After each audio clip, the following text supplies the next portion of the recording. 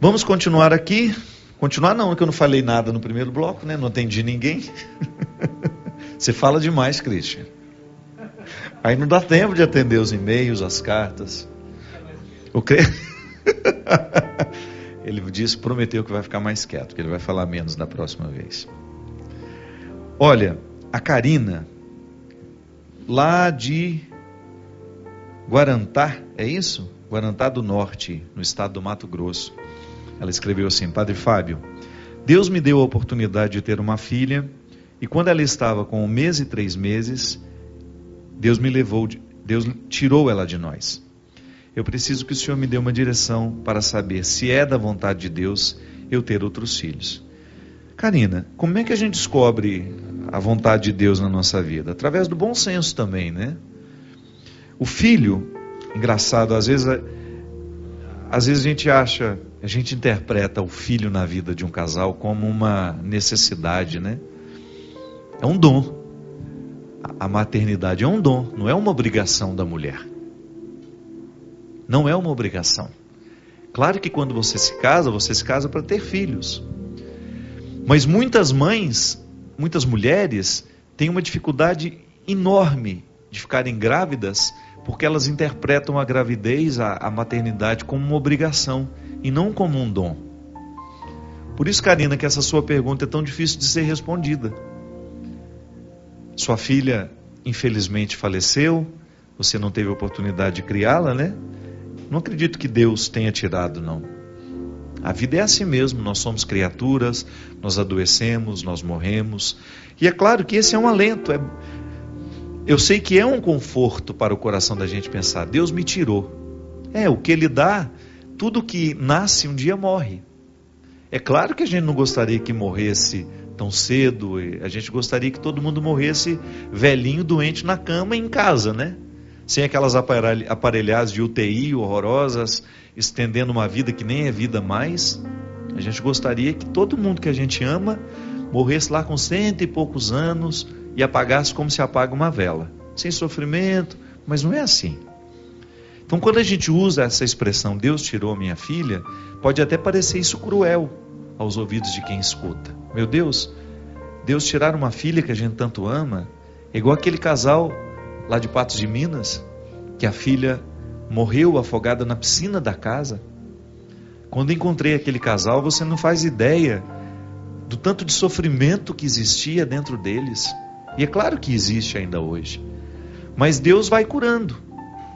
E eu acho muito cruel dizer, Deus tirou a minha filha. Eu prefiro só acreditar que as coisas acontecem e que não temos explicação, não temos nenhum verbo adequado para dizer que aquela criança foi tirada de nós. Ela morreu, o verbo horroroso para se conjugar com o filho, meu filho morreu. É um verbo cruel, é um verbo pesado. Meu filho foi embora, não volta mais. Aí a gente vai adaptando o nosso coração a essa linguagem que nos faça sofrer menos. Então dizer que Deus tirou a minha filha, pode ser que seja consolo para você. Para mim não seria. Eu interpretaria isso como muito pesado. Mas se você compreende que Deus retirou a sua filha, então você entende que a maternidade é um dom. Que nem cabe a você agora decidir se vai ter outro filho ou não. Experimente o mistério de ser agora uma mãe que perdeu uma criança. Experimente esse mistério sem muitas perguntas. Espere o tempo de Deus para você, sabe? Espere essa dor se acomodar dentro do seu coração. Porque às vezes a gente, por causa da dor que sente, a gente toma decisões precipitadas. Eu mesmo acompanhei um caso de uma senhora que perdeu o marido e o filho num acidente. E ela já aos 50 e poucos anos, queria de toda maneira adotar uma criança, imediatamente à morte, à perda daqueles entes queridos. É claro que não é sábio fazer um negócio desse. A opção por adotar uma criança não pode ser uma maneira de fugir da minha dor. A vida é cruel, gente, e é cruel para todo mundo. Não é cruel só com você. Onde existe vida humana, ali existe crueldade. Infelizmente, o que é a crueldade?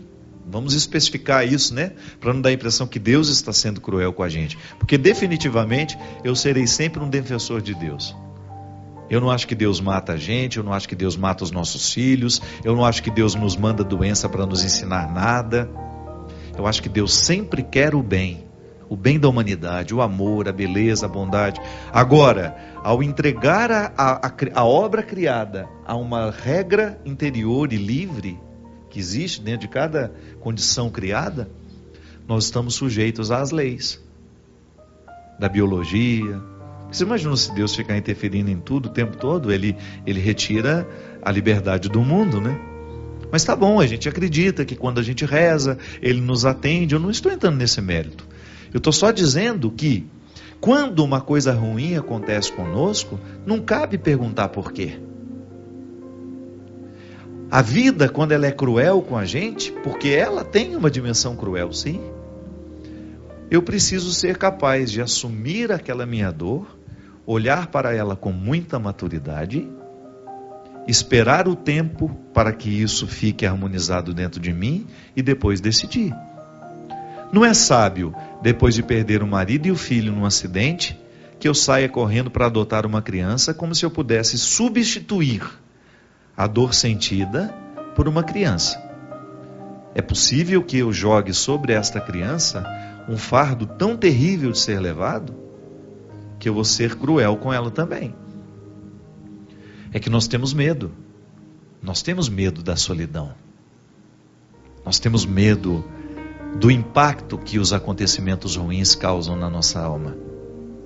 Mas não há outra maneira de superá-los senão enfrentando-os.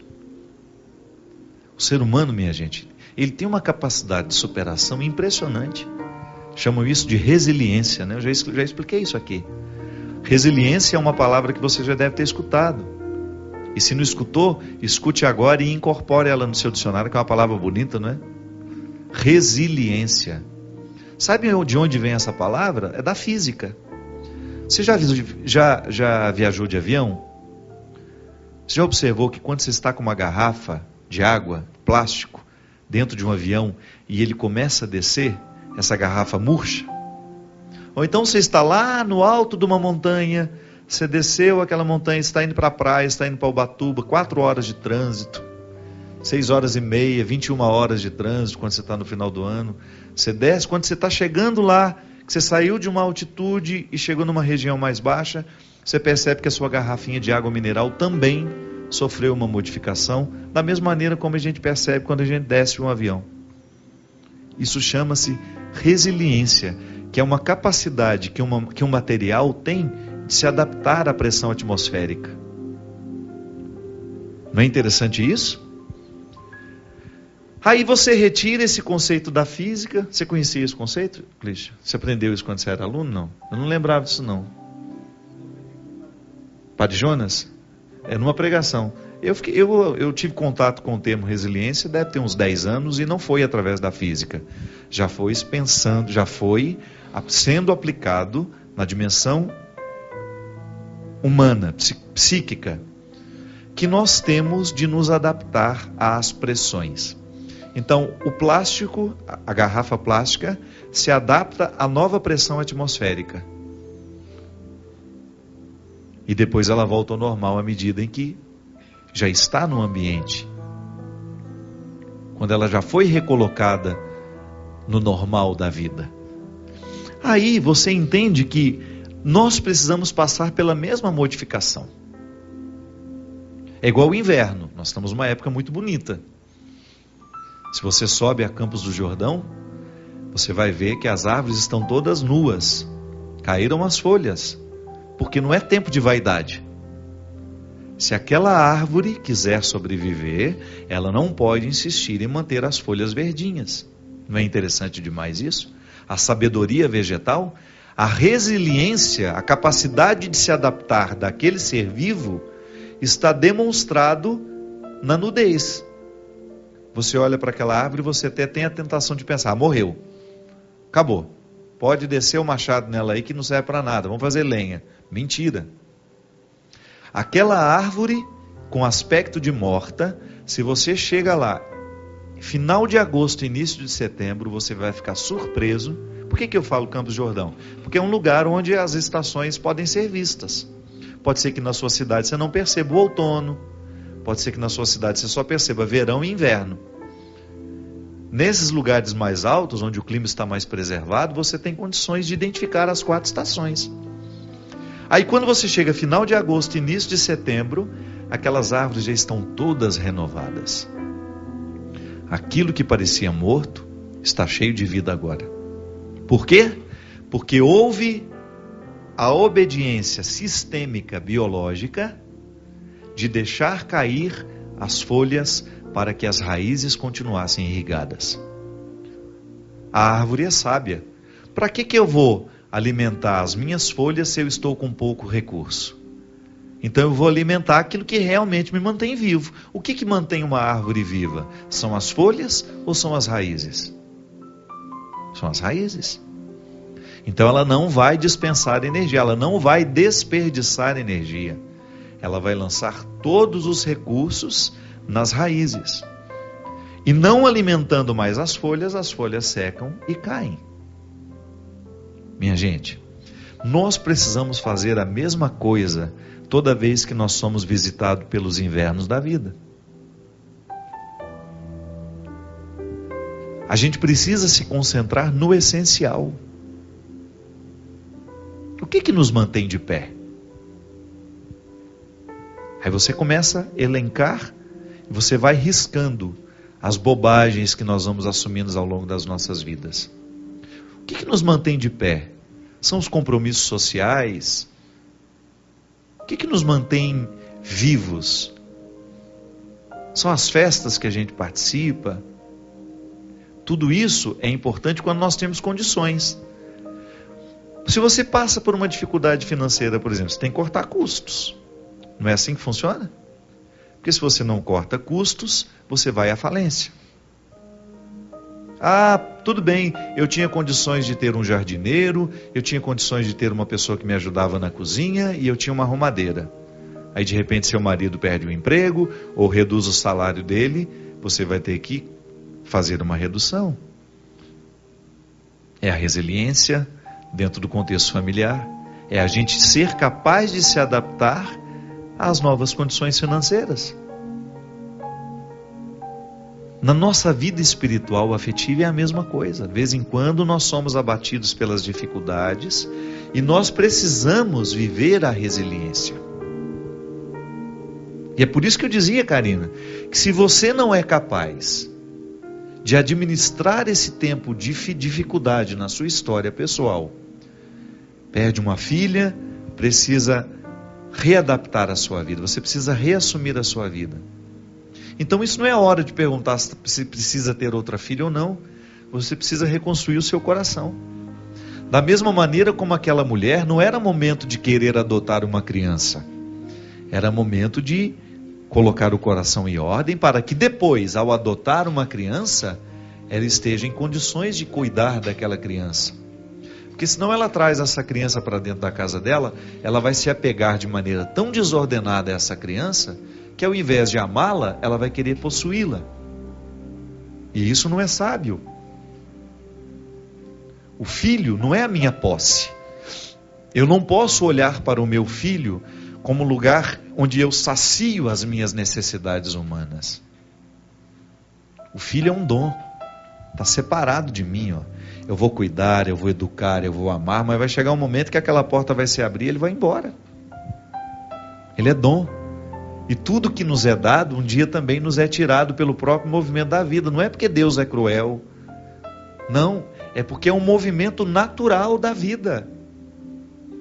Porque as pessoas vão embora não é só quando morrem. Tem mãe que tem uma dificuldade muito grande quando o filho vai se casar, por exemplo. Quando um filho resolveu montar o próprio apartamento, ela cai de cama, deprimida, toma 3, 4 antidepressivos, só porque o menino foi embora. Não é assim? Você conhece gente assim? Eu conheço assim um monte. Por quê? Estão com medo de viver a adaptação de um novo tempo, de olhar para aquela casa e ver que não tem todos mais aqueles filhos correndo para lá e para cá, mas que você pode descobrir dentro de você situações que você ainda não pôde viver porque a casa estava cheia de gente. Aí você começa a se beneficiar com a casa vazia. Não é tão ruim assim. Ah, padre, você fala isso porque não é com você. Eu sei. Mas eu também experimento a minha solidão. Eu sei como é positiva essa solidão quando bem administrada. Uma mulher que aos 50 e poucos anos de vida já criou os filhos, daqui a pouco os netos, você vai ser muito solicitada. Mãe, pode ficar com meu filho aí hoje, que nós queremos dar uma passeadinha, Você vai amar fazer isso. Mas agora em que a casa está mais vazia, é a hora de você fazer o seu curso, aquilo que você sempre teve vontade de fazer. É a hora de você procurar uma instituição onde você possa dar um trabalho voluntário, realizar um trabalho voluntário. Minha gente, tanta situação neste mundo precisa de pessoas. E aí a gente fica dentro de casa chorando porque a gente está sozinha, porque o filho está namorando e não dá mais atenção para a gente. Para com isso. Tem tanta coisa preciosa que pode ser vivida e experimentada quando você está vivendo essa libertação. Karina, recruta dentro do seu coração a resposta que não nos vem facilmente. É a resposta que a própria vida vai nos dando. A gente não pode se iludir. Muitas perguntas que a gente faz ao outro, não é o outro que vai nos responder. É o próprio movimento da vida, minha gente. É a vida que nos responde. Quantas coisas eu quis que os outros me dissessem e os outros não eram capazes de me responder naquele momento. E eu fui me adaptando a não ter respostas e fui convivendo com a minha não resposta e de repente tudo estava respondido dentro de mim sem que alguém abrisse a boca. Por quê? A minha resiliência, a minha capacidade de me adaptar àquela situação foi o instrumental, foi o trem por onde me chegou a resposta. A resposta viaja para chegar até nós. E qual é o trem, qual é o veículo por onde a resposta viaja? O próprio tempo. Muitas situações não vão nos chegar no momento em que nós queremos. O tempo tem o seu ritmo. E aqui entra aquela questão inicial. A dimensão profética do meu batismo me denuncia. Então eu diariamente me denuncio. E isso também é profecia. Você se perguntar, você ser capaz de olhar para você? Você ser capaz de olhar para o que você está vivendo e se perguntar, o que eu preciso fazer para me adaptar a isso? Para eu não sofrer além da conta, para eu ser capaz de administrar esse momento difícil com sabedoria, com dignidade. E aí, ainda que você não tenha a resposta clara diante dos seus olhos, você está com condições de prosseguir. Porque isso é que conta, minha gente. Não é o tanto de resposta que nós achamos, mas é a condição que a gente tem para prosseguir. A vida é assim. Não é fácil para você, não é fácil para mim, mas nós queremos prosseguir. Eu não quero ficar parado. Eu não quero ficar estacionado no meu processo humano. Eu quero ter condições de dar passos diariamente na direção desse futuro que me espera. Eu quero prosseguir. Eu quero avançar. Eu quero me superar diariamente. Eu quero saber um pouco mais do que já sei. Para isso eu leio, para isso eu estudo, para isso eu não me contento com o último livro lido, eu quero outro. O que nos move é a gana. Bem administrada, é claro, né? Porque senão vira ganância. A gana, o desejo, a vontade de ir além. E o que é o desejo? É a satisfação? Não é não. O desejo não é a satisfação, o desejo é a ausência. O que me move não é o que eu tenho, o que me move é o que eu não tenho. E isso é fantástico. O que nos move como pessoas não é o que nós já alcançamos, é o que ainda não temos que nos move. Não é assim? Pode observar na sua vida. Você pode até estar muito satisfeito com tudo que você alcançou, mas isso não é o suficiente para lhe manter em pé. sua alma carece de mais conquistas. E não importa que você esteja com 80 anos, a gente nunca deixa de conquistar. Há sempre alguma coisa que mereça o nosso empenho. Ainda que possa parecer pequeno, é empenho. Vale a pena ir buscar. Ainda que eu já esteja no fim da minha vida, eu nunca quero deixar de buscar. Porque é essa busca que nos mantém vivos. Desça sobre mim, sobre você, sobre todos nós, a bênção e a proteção do céu, do Deus Todo-Poderoso, Pai, Filho e Espírito Santo. Amém.